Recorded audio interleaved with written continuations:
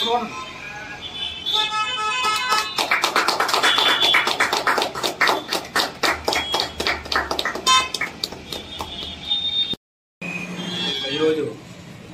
గజపతినగరం నియోజకవర్గంలో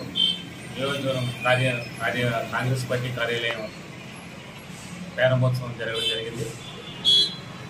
రేపు జరగబోయే సార్వత్రిక ఎన్నికల్లో ఇండియా కూటమిలో బలపరిచిన కాంగ్రెస్ పార్టీ అభ్యర్థి ఈ పూరంనాయుడిని గజపతినగరం నియోజకవర్గం ఎమ్మెల్యే అభ్యర్థిగా ఆల్రెడీ ఏఐసిసి నుంచి పిసిసి వరకు కూడా ఈరోజు విజయనగరం జిల్లా అధ్యక్షుడిగా కూడా ఈరోజు అతన్ని అఫీషియల్గా అనౌన్స్మెంట్ చేయడం జరిగింది.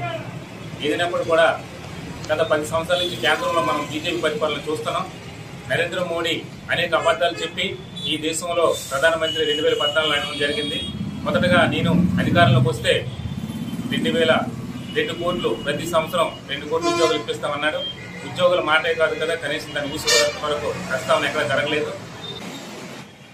గజపతినగరం నియోజకవర్గం ఎమ్మెల్యే అభ్యర్థిగా దాదాపు అయినటువంటి నేను ఈరోజు మా డిసిసి సరగడ రమేష్ కుమార్ గారి ఆధ్వర్యంలో పార్టీ కార్యాలయం ఓపెన్ చేయడం జరిగింది.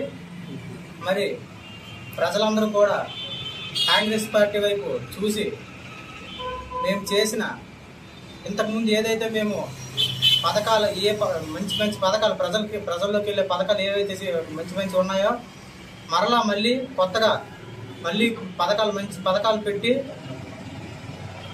ముందుకు వెళ్ళి మీ అమూల్యమైన ఓటును మా కాంగ్రెస్ పార్టీకి వేస్తారని, ఈ అమూల్యమైన ఓటును మరి నాకు హస్తం గుర్తుకు వేస్తారని తెలియజేసుకుంటూ అందరికీ నమస్కారం తెలియజేసుకుంటాను.